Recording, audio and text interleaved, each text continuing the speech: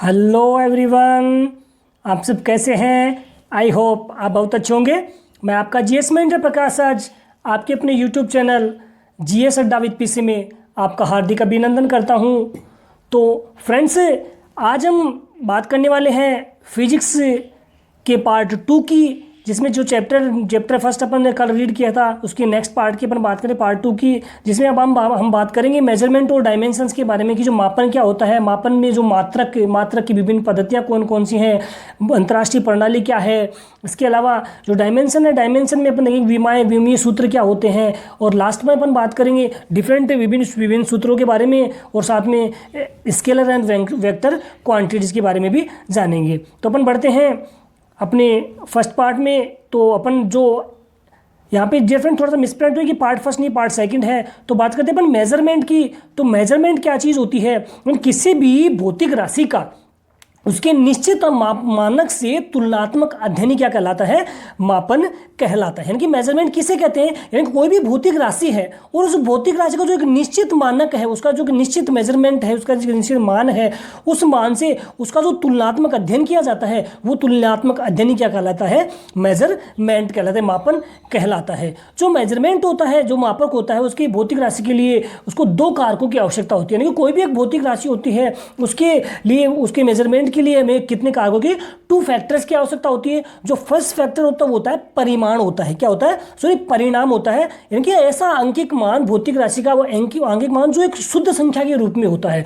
यानी कि किसी भी भौतिक राशि का आंकिक मान जो एक शुद्ध संख्या होती है क्या कहलाता है, परिणाम कहलाता है। ओके, तो इसका फर्स्ट फैक्टर क्या हो गया, फर्स्ट जो फैक्टर है वो तो क्या है, कारक है। दूसरा होता है वो होता है मात्रक होता है, इसको यूनिट कहते हैं। और ये वो मान होता है जो हमेशा स्वेच्छा से चुना जाता है, यानी कि जो निश्चित मान होता है लेकिन हमेशा स्वेच्छा के द्वारा चुना जाता है। ओके, तो फिर इसके बाद में नेक्स्ट अपन बात करते हैं यूनिट की। तो यूनिट क्या चीज़ होती है, इससे पहले अपन जान लेते हैं कि जो परिमाण और मापक में अंतर क्या है। जैसे फ्रेंड अपन बात करें, कोई एक गेंद है, उस गेंद का द्रव्यमान अपने को, जैसे अपन मानते हैं कोई भी गेंद है, उस गेंद का द्रव्यमान कितना है, ये समझ लो 50 ग्राम है, यानी कि 50 ग्राम है।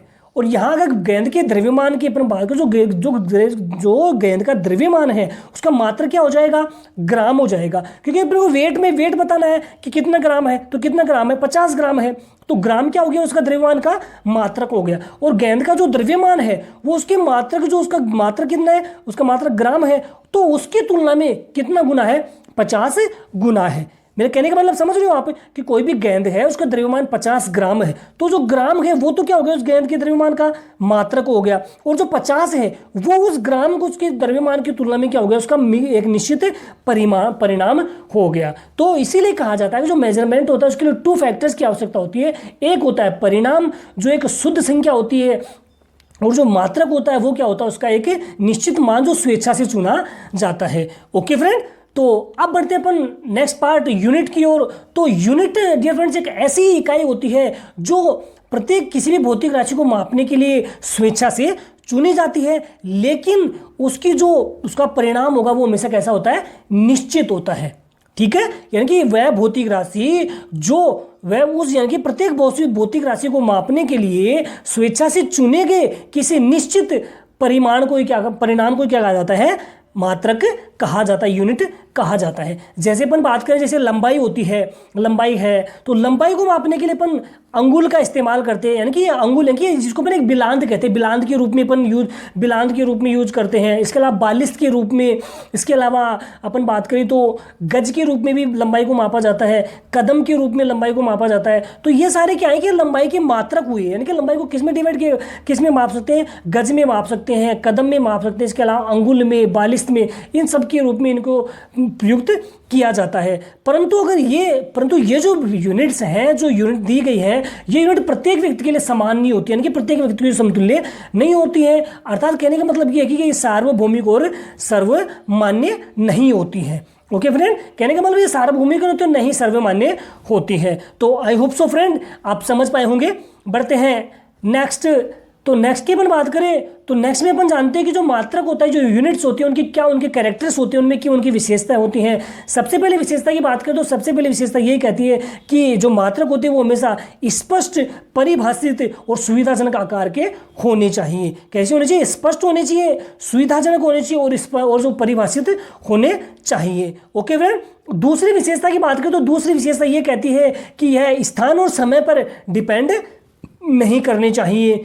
तीसरी विशेषता ये कहती है कि ये आसानी से उपलब्ध और अनुकरण करने योग्य होने चाहिए। तो मैंने आपको 3 विशेषताएं बताई। पहली विशेषता ये कहती है कि जो मात्रक होते हैं वे स्पष्ट, परिभाषित और सुविधाजनक आकार के होने चाहिए। दूसरी विशेषता ये कहती है कि जो मात्रक होते हैं वो स्थान और समय के ऊपर डिपेंड नहीं करने चाहिए। तीसरी विशेषता ये कहती है ये आसानी से उपलब्ध व अनुकरण करने योग्य होने चाहिए। ओके फ्रेंड, आप समझ पाए होंगे। फिर बात करते हैं अपन जो मात्रक होते हैं उनकी अंतर्राष्ट्रीय पद्धति की, उनकी जो इंटरनेशनल सिस्टम ऑफ यूनिट्स है उसके बारे में जान लेते हैं। तो फ्रेंड्स, वर्तमान की अपन बात करें तो वर्तमान में मात्रकों की अंतर्राष्ट्रीय प्रणाली है वो सबसे ज़्यादा प्रचलित है। और इस प्रणाली को जो माप और तोल के लिए जो सम्मेलन आयोजित किया गया था उसमें सन 1971 में इसको अनुमोदित किया गया था। इसके बारे में डिटेल से इसका एनालिसिस किया गया था और इसमें यह बताया गया था कि इसमें 7 मूल राशियां होती हैं और उनके 7 मूल मात्रक होते हैं, यानी कि 7 मूल राशियां दी गई और उनके 7 मूल मात्रक दिए गए। इसके अलावा 2 पूरक राशियां और उनके 2 पूरक मात्रक भी बताए गए थे। ओके फ्रेंड, तो आज ये तो थी वर्तमान की बात। अगर अपन बात करें आज से पहले की बातें करें तो इससे पहले जो अंतर्राष्ट्रीय मात्रक पद्धति इसका उपयोग न होकर जो मात्रकों की प्रणालियाँ पद्धति की गई थी उनमें उनकी 3 पद्धतियाँ यूज की जाती थी। पहली पद्धति है वह CGS पद्धति, एक थी FPS पद्धति और तीसरी कौन सी है? MKS पद्धति। ठीक है, जिसके बारे में अपन आगे नेक्स्ट पढ़ते हैं। तो ये पद्धति होते 3 पद्धति हैं। पहली है CGS पद्धति जिसको अपन कहते हैं सेंटीमीटर ग्राम सेकेंड पद्धति। ये पद्धति ऐसी पद्धति जिसको मीट्रिक पद्धति के नाम मीट्रिक या फ्रेंच पद्धति के नाम से भी जाना जाता है। डियर फ्रेंड्स, इस पद्धति में जो लंबाई होती है उसको सेंटीमीटर के द्वारा, द्रव्यमान को ग्राम में और समय को सेकंड में प्रदर्शित किया जाता है या सेकंड के द्वारा इसको मापा जाता है। ओके फ्रेंड, दूसरी बात करें अपन FPS पद्धति जिसको फुट पाउंड सेकंड पद्धति भी कहते हैं। इसके अलावा इसको अन्य नाम से भी जाना जिसको ब्रिटिश पद्धति भी कहा जाता है। इस पद्धति के अंतर्गत जो लंबाई होती है उसको फुट में मापा जाता है, पाउंड होता है उसको द्रव्यमान को पाउंड में मापा जाता है और समय को सेकंड में मापा जाता है। ओके फ्रेंड, तीसरी पद्धति है वो है MKS पद्धति। MKS पद्धति की बात करें तो इस पद्धति का प्रयोग वैज्ञानिक मापों में किया जाता है। साथ में इस पद्धति के द्वारा जो लंबाई होती है उसको मीटर में, द्रव्यमान को किलोग्राम में और समय को सेकंड में मापा जाता है। तो आई होप सो फ्रेंड आप समझ पाए होंगे। तो बढ़ते हैं नेक्स्ट अपन बात करते हैं तो कुछ महत्वपूर्ण यूनिट्स, फंडामेंटल यूनिट्स दी गई हैं, उनके मूल मात्रक दिए गए हैं, तो उनके बारे में अपन जान लेते हैं।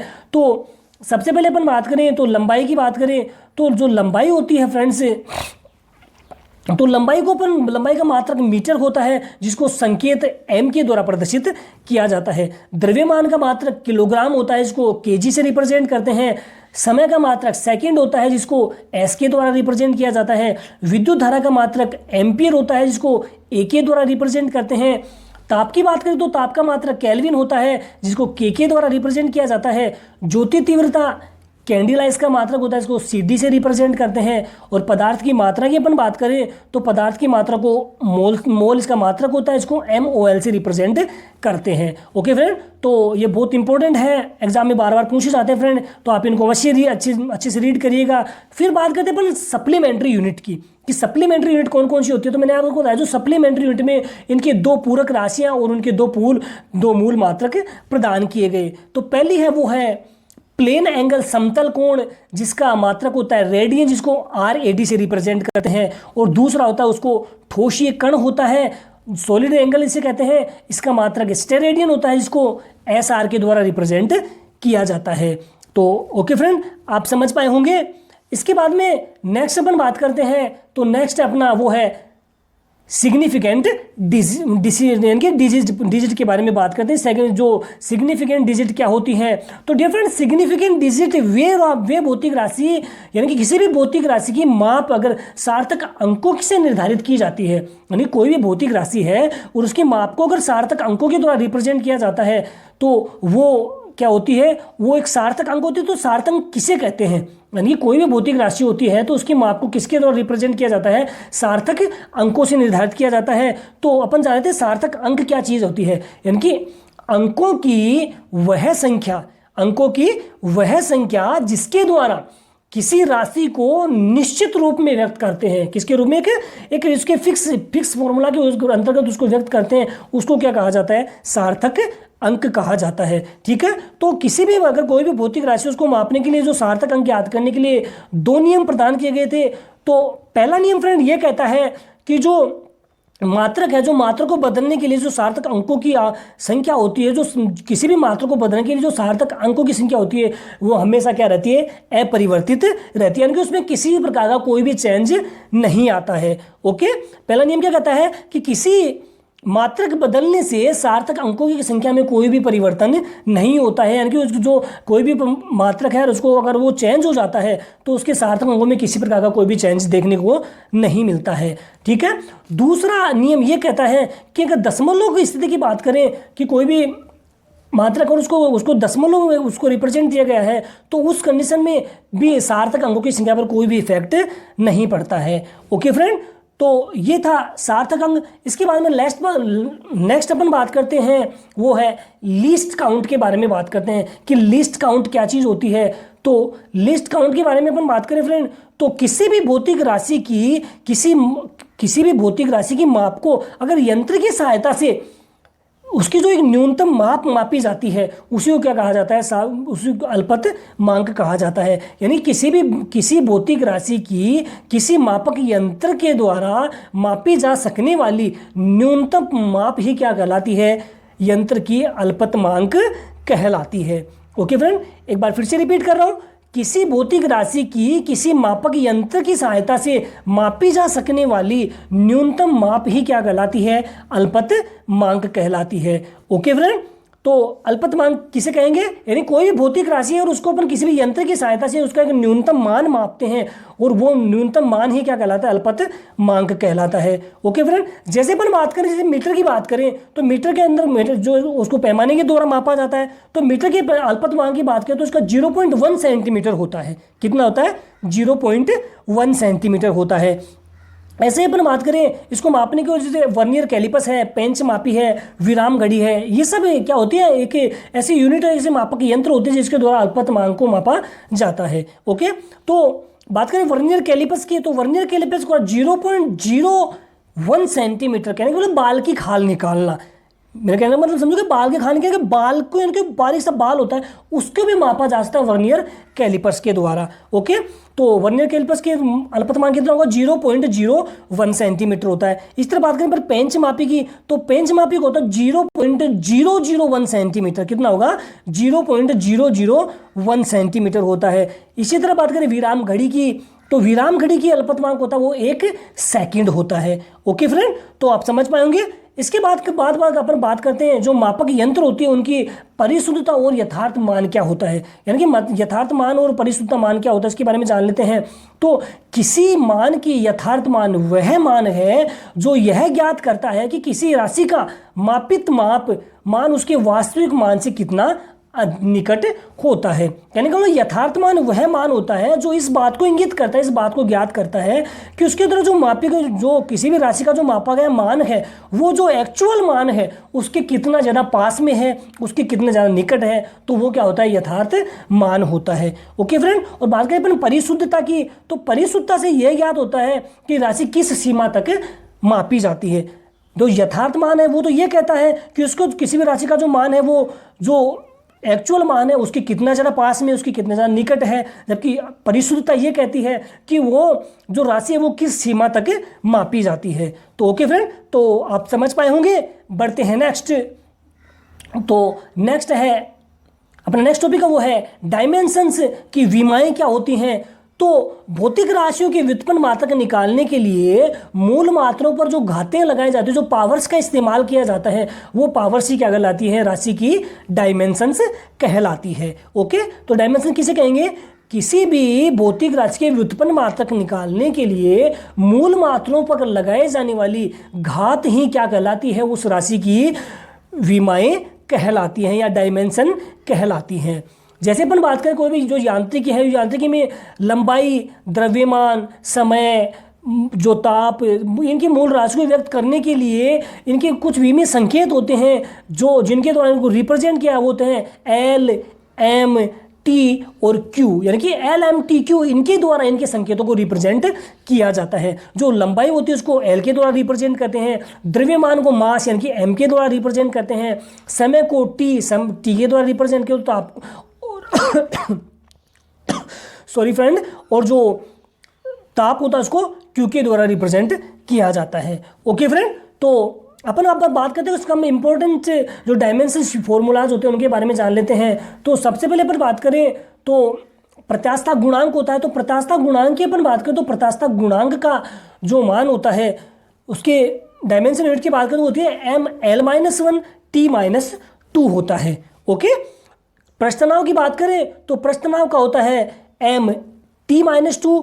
शांता गुणांक की बात करें तो शांता गुणांक का होता है M L minus 1 T minus 2 होता है। ओके, नेक्स्ट बात करें और भी इंपॉर्टेंट मैंने यहाँ पे आपके लिए लिए हैं। तो इसमें पहला है घनत्व, तो घनत्व का होता है एम एल माइनस 3। रेखीय संवेग की बात करें तो रेखीय संवेग का डायमेंशन यूनिट होती है वो एम एल टी माइनस 1 होती है। रेखीय वेग की बात करें तो एल टी माइनस 1। कोणीय वेग की बात, कोणीय वेग का होता है टी माइनस 1। कोणीय त्वरण का टी माइनस 2। कोणीय संवेग का होता है एम एल 2 टी माइनस 1। बल का होता है एम एल टी माइनस 2।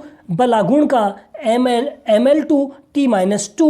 और जड़त्व गुण की बात करें तो इसका होता है एम एल 2 होता है। नेक्स्ट बात करें अपन कार्य की, तो कार्य का होता है एम एल 2 टी माइनस 2 होता है। तो जो कार्य का होता है वो सेम किसके बराबर होता है, वो होता है बल आघूर्ण के बराबर होता है। ओके, नेक्स्ट बात करें अपन दाब की, तो दाब का होता है M L minus 1 T minus 2 होता है। शक्ति का होता है एम एल 2 टी माइनस 3 होता है। और आवेग का होता है एम एल टी माइनस 1। तो फ्रेंड्स आपको इनको रटना होगा, क्योंकि आप इनको रटेंगे तभी आप इनको समझ पाएंगे। तो आप इनको अच्छे से रीड करिएगा और इनमें से डेफिनेट आपके एग्जाम में एक ना एक अवश्य पूछा जाएगा, मैं इस चीज़ की गारंटी देता हूँ, क्योंकि मैंने आपके लिए वही इंक्लूड किया जो बहुत ही ज़्यादा इंपॉर्टेंट है, बार बार एग्जाम में पूछे जाते हैं। तो अब अपन बढ़ते हैं अपने नेक्स्ट की ओर। तो नेक्स्ट है अदिश राशि और सदिश राशि, यानी कि स्केलर क्वांटिटीज और वेक्टर क्वांटिटीज क्या होती हैं। ओके, तो सबसे पहले अपन बात करते हैं अदिश राशियों की। तो ये वे राशियाँ होती हैं फ्रेंड्स जिन्हें व्यक्त करने के लिए केवल परिमाण की आवश्यकता होती है, यानी कि वे भौतिक राशियां जिन्हें व्यक्त करने के लिए केवल परिमाण की आवश्यकता होती है स्केलर क्वांटिटीज कहलाती हैं।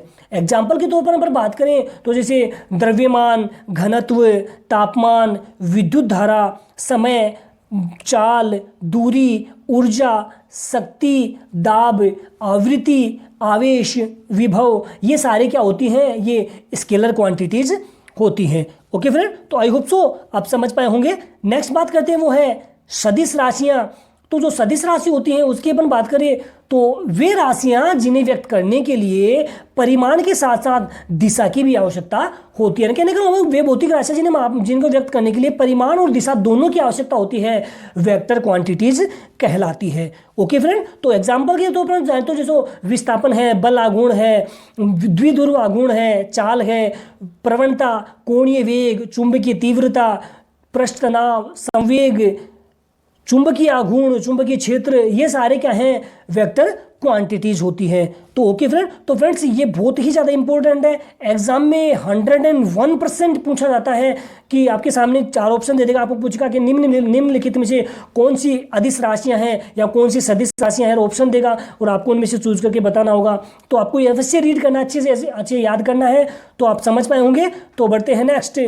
तो थैंक यू फ्रेंड्स, तो thanks for watching this video. तो फ्रेंड्स कैसा लगा आपको वीडियो, कमेंट बॉक्स में आप मुझे मैसेज करके अवश्य बताएं। और आपकी कोई भी किसी भी क्वेश्चन के प्रति कोई क्वेरी रहती है तो उसके लिए भी आप मुझे बता सकते हैं। तो आप अवश्य बताना कि मेरा एक छोटा सा जो इनिशिएटिव है एनसीईआरटी बेस्ड, तो आपको कैसा लगा और आप चाहते हैं मैं आगे आपके लिए और इससे बेटर लाता हूँ, तो मुझे कमेंट बॉक्स में अवश्य मैसेज पिन करें। और आपकी कोई भी क्वेरी रहती है तो भी मुझे आप मैसेज पिन करके बता सकते हैं। तो धन्यवाद फ्रेंड्स, आज के लिए इतना ही। ज़्यादा से ज़्यादा ये कहूँगा कि अगर आपको कंटेंट अच्छा लगा है तो वीडियो को अवश्य लाइक कीजिए, साथ में जितने भी न्यू स्टूडेंट मुझे देख रहे हैं तो चैनल को with bell icon button subscribe कीजिए, जिससे आने वाले जितने वीडियोज़ हैं उनकी नोटिफिकेशन आपको मिल सके और आप अपने जीएस नॉलेज को गेन सके। तो एक बार अगेन फ्रेंड्स आपका तहे दिल से शुक्रिया अदा करता हूँ। धन्यवाद फ्रेंड्स, आज के लिए इतना ही। जय हिंद, जय भारत।